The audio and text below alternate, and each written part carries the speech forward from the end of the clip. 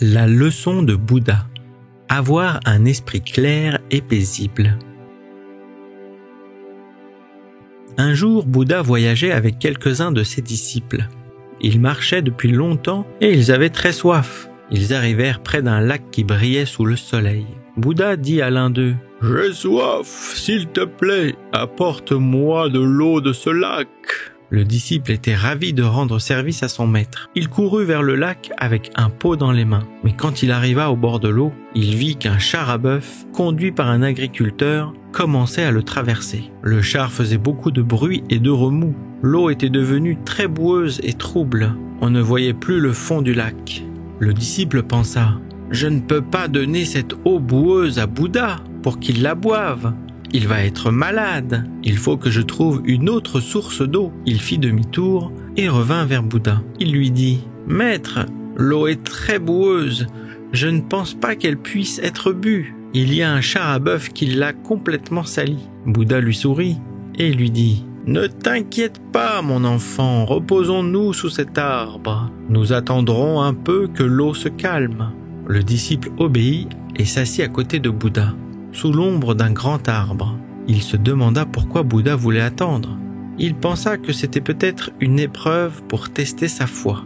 Une demi-heure plus tard, Bouddha demanda à nouveau au même disciple de retourner au lac et de lui apporter de l'eau. Le disciple se leva et repartit vers le lac. Il espérait que l'eau serait plus claire. Quelle ne fut pas sa surprise quand il arriva au lac et qu'il vit que l'eau était cette fois parfaitement limpide. La boue était tombée au fond du lac et l'eau était redevenue transparente. On pouvait voir les poissons nager et les plantes aquatiques onduler.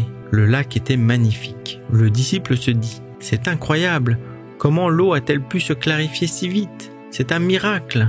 Il prit de l'eau dans son pot et la rapporta à Bouddha. Il était fier de lui et il espérait que Bouddha serait content. Bouddha regarda l'eau, puis leva les yeux vers le disciple et dit : « Tu vois, tu as attendu, et la boue s'est déposée toute seule au fond. Nous avons à présent une eau claire. Cela n'a pas demandé d'effort. C'est la même chose pour ton esprit. Quand il est troublé par des pensées négatives, des émotions fortes ou des problèmes, laisse-le se calmer. Donne-lui un peu de temps. » Le disciple comprit la leçon de Bouddha, il remercia son maître et se sentit plus léger et plus heureux. Il réalisa que la patience et la sérénité étaient des vertus précieuses. Il se promit de les pratiquer dans sa vie quotidienne.